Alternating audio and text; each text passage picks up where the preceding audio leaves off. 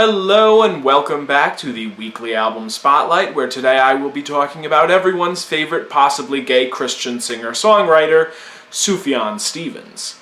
Sufjan Stevens is a really interesting artist who is kind of in that Bjork or Beck category for me, where I don't always listen to him. In fact, I will go long periods of time without listening to Sufjan Stevens. But whenever I put on a Sufjan Stevens album, I'm like, he's one of my favorites. I need to listen to him more, and then I never do. He has a very large and very interesting body of work, especially when you consider that, by most modern artist standards, he's released a lot of albums. He has a lot of side releases too. But today I'm going to cover the very obvious one, 2005's Illinois, otherwise known on the cover as Sufjan Stevens Invites You to Come On and Feel the Illinois. I realize this is the one everybody reviews. This is the plebeian choice. But, I feel like it's, in a lot of ways, maybe the best introduction to his work, unless acoustic-y singer-songwriter is absolutely your thing, at which point maybe you should go to Carrie and Lowell or Seven Swans, but Carrie and Lowell is a little too emotionally devastating for me to really want to send someone to it, and Seven Swans is a little too Jesus-y, I think, for a lot of people's tastes. Sufjan is mostly famous for sad music at this point. I think that's become something of a meme that, he makes soul-crushingly depressing music. This album, I feel like, is less that than some of his other stuff. Like, its stylistic predecessor, Michigan, is an incredibly depressing album. But I think that's because Michigan is kind of a depressing place, or at least that's the way Sufjan presents it. He's from there. I'm not. I'm assuming he would know better than I would. This album is a much more sort of... It's kind of a bittersweet album because there's stuff that's definitely happy. Like the title track is pretty happy. Chicago is happy. I think it's The Man of Metropolis Steals Our Hearts. That's pretty happy, etc. But then there's also stuff that is just incredibly just grim and bleak. Like Casimir Pulaski Day is to me, that is one of the most quintessential Sufjan Stevens tracks ever. Like it might be the song I'd send you to first.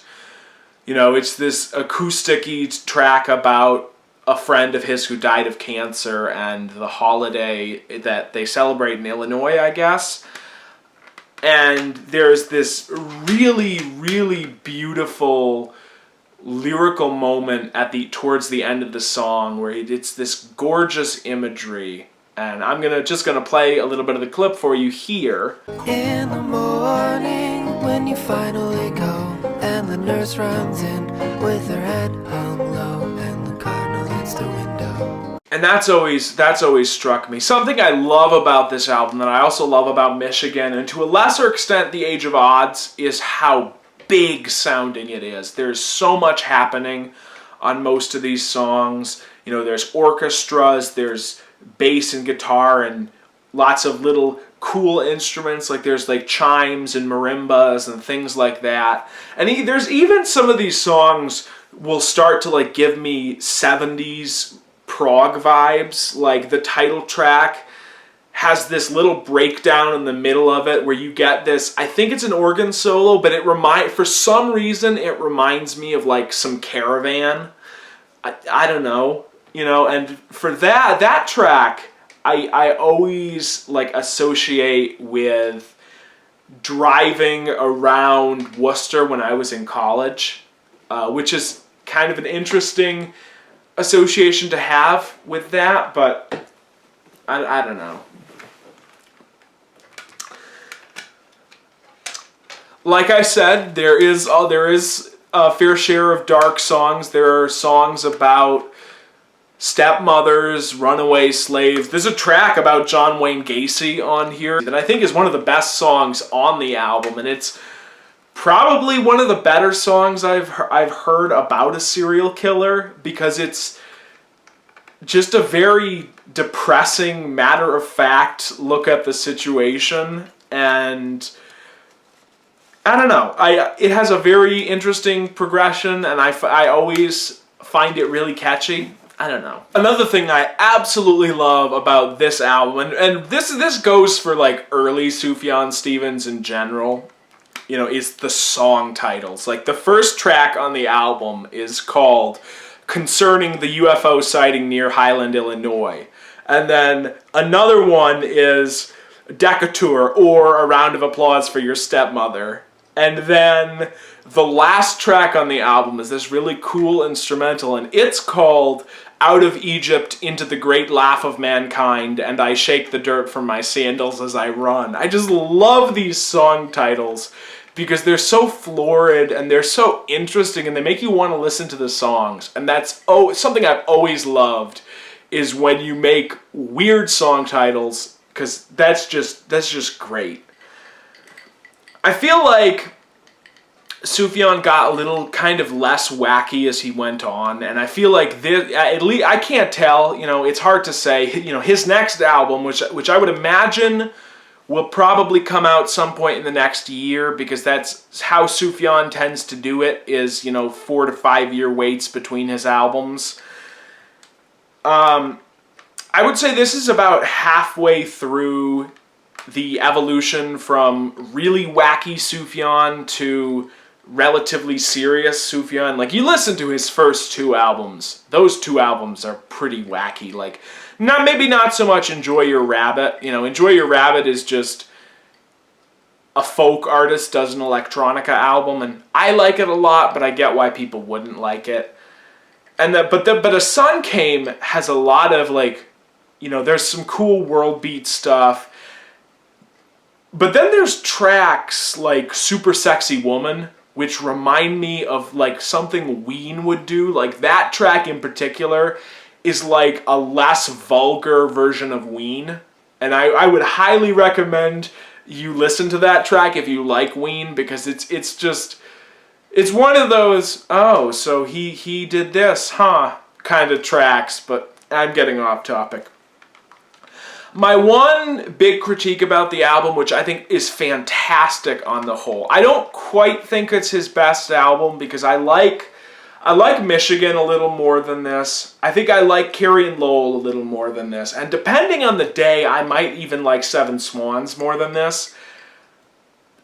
But my one big critique of it is the length. It is so long that I just tune out halfway through the album, and that's not a Sufjan Stevens problem so much as it is a me problem, you know, where an album that doesn't clearly demarcate itself into multiple parts, those albums tend to lose me pretty easily, because I'll get, you know, and this album, I get to about it's always either The Man of Metropolis or Prairie Fire, so about halfway through the album.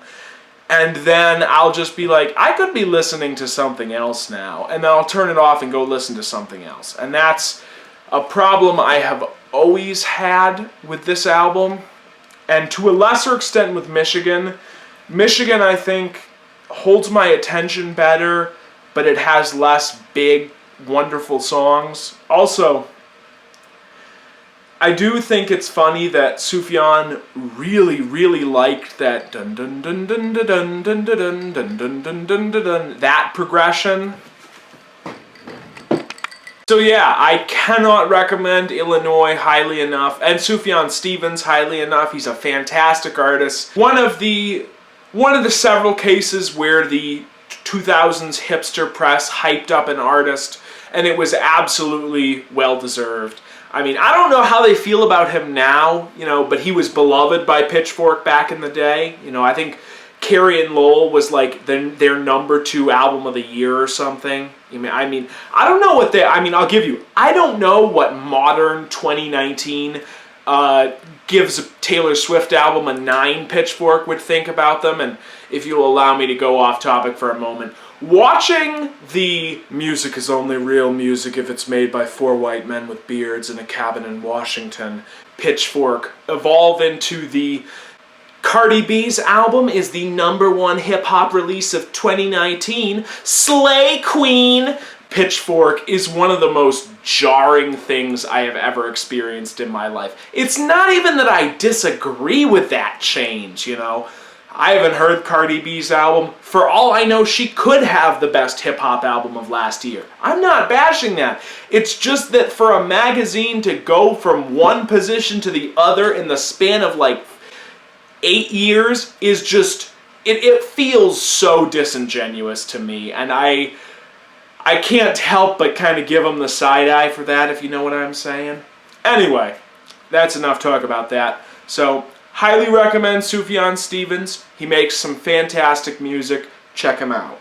Anyway, until next time, behave.